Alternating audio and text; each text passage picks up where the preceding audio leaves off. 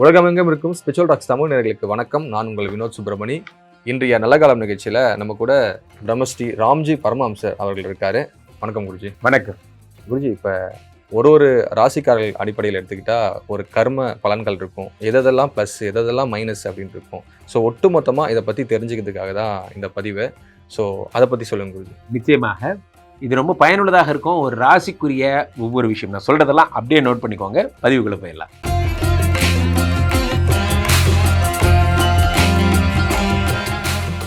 குருஜி, இந்த மீன ராசிக்காரர்களுக்கு இந்த வாழ்க்கை எப்படி இருக்கும்? மீனம்னா முதல்ல யாருன்னு சொல்லுங்க. மீன ராசிக்காரர்கள், மீன் அப்படிங்கிறதுக்கும் உங்களுக்கும் பெரிய வித்தியாசம் எதுவும் கிடையாது.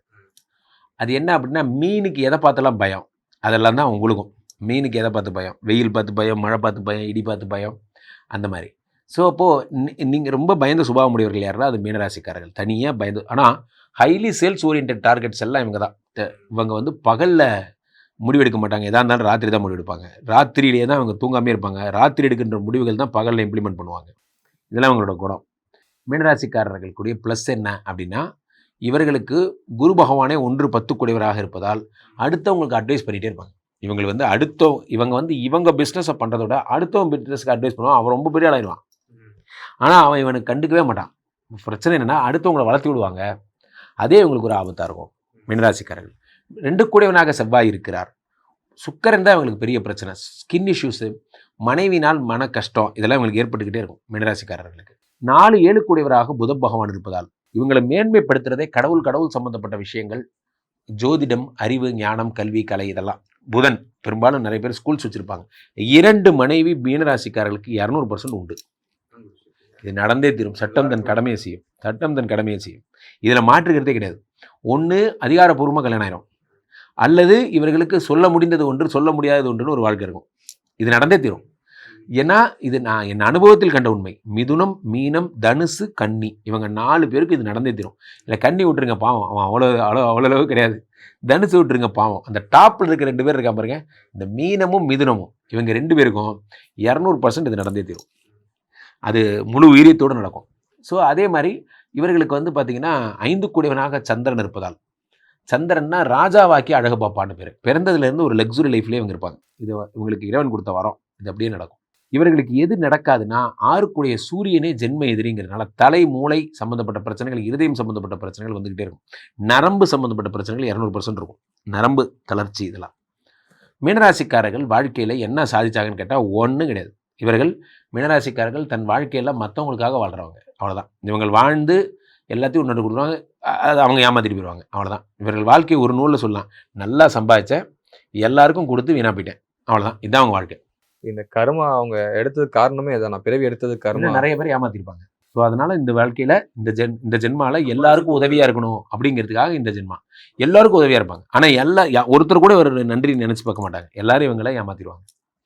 ஸோ இவர்கள் வந்து வெகுஜனம். அதனால் இவங்க இல்வாழ்க்கை கிடையாது. சுக்கரன் ப்ராப்ளங்கிறதுனால இவர்களுடைய வாழ்க்கையில் நிம்மதிங்கிறது மற்றவங்களுக்கு கொடுத்தே போனது இவங்க வாழ்க்கை. இவங்க கண்டது என்னென்னா, மற்றவர்களுக்கு கொடுத்து அழகு பார்த்தேன் அப்படிங்கிற ஒரு சுகத்தை தவிர வேறு எந்த சுகமும் கிடையாது.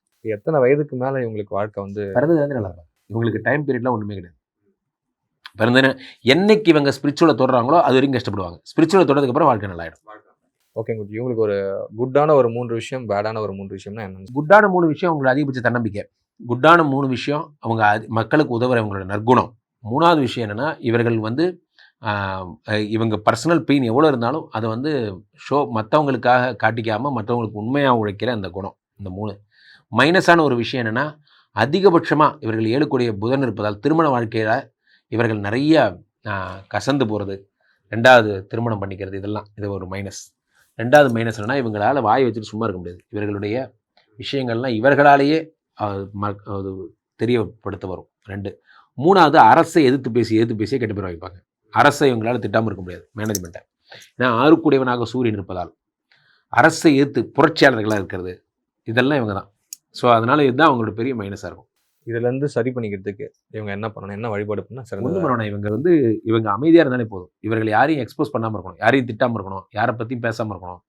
இது பண்ணாலே இவங்க லைஃப் நல்லாயிருக்கும். சூரியன் தான் அவங்களோட ஜென்ம எதிரியாக இருப்பார். அதனால் இவர்கள் வந்து சூரியனை வழிபட சிறப்பு. குருஜி, இந்த கர்ம பலன்களை பற்றி ரொம்பவே சிறப்பாக சொன்னீங்க.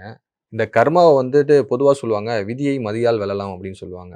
ஸோ இதனுடைய ரகசியத்த சொல்லுங்க குருஜி. இந்த கர்மாவை சரி பண்ண என்ன பண்ணலாம்? ஒவ்வொரு ராசிக்காரர்களுக்கும் வினோத் ஒவ்வொரு விதமான விஷயங்கள். இதெல்லாம் ஒரு விஷயம் எதுவுமே ஹிடன் திங்ஸ்னே நம்ம ஜோதிட சாஸ்திரத்தில் எதுவும் இல்லை.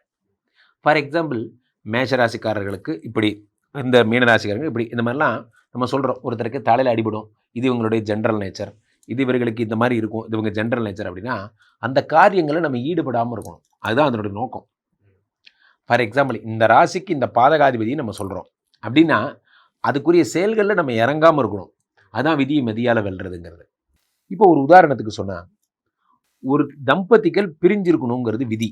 இப்போது நம்ம மீனோ மிதுனோ கன்னி தனுசு சொல்கிறோம், இவர்களுக்கு டைவர்ஸ் ஆகணுங்கிறது விதி என்றால் அது அப்படியே நடக்குமானா கிடையாது. ஒரு நீதிபதி இருக்காருன்னா அந்த நீதிபதி குற்றவாளிக்கு எப்படி தண்டனை கொடுக்குறாரு? இப்போ மரண தண்டனை கொடுக்குற நீதிபதி இருக்காரு, அதே நீதிபதி அதே குற்ற செயலுக்கு 6 மாத சிறை தண்டனை கொடுக்கறது இருக்கு.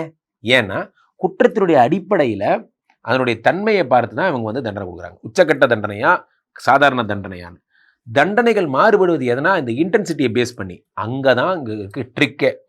ஜோதிட சாஸ்திரம் சொல்லிடும் 7 குடைவன் விதி வந்து பாதகாதிபதி டைவர்ஸ் ஆகிடும்னு சொல்லிடும். ஆனால் கடவுள் என்ன செய்கிறார்?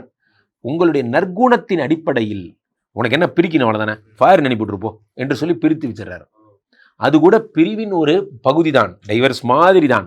இவங்களும் பாட்டிலேயே லவ் பண்ணுவாங்க, சாங்கிலேயே லவ் பண்ணுவாங்க, பிரிஞ்சு தான் இருக்காங்க. ஆனால் அதுக்கு பேர் டைவர்ஸ் கிடையாது, அதுக்கு பேர் வெறும் பிரிவு. அப்போது ஒரு தண்டனையை சிம்பிளிஃபை பண்ண கடவுளால் முடியும்.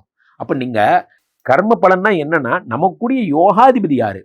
இப்போது ஒரு ராசிக்கு யோகாதிபதினு இருப்பாங்கல்ல, அவங்கள நீங்கள் நிறைய வழிபடுறதன் மூலம் என்ன ஆகும் அப்படின்னா, கடவுளுடைய அருகில் நீங்கள் செல்லுகிறீர்கள். நமக்கு நன்மை பயக்கும் கிரகங்களை எல்லாம் நமக்கு நன்மை பயக்கும் கிரகங்களை அதிகமாக தொடுவதன் மூலம் நிறைய ஆன்டிபயோட்டிக் எடுத்துக்கிற மாதிரி கிருமி நம்ம பக்கம் வராது.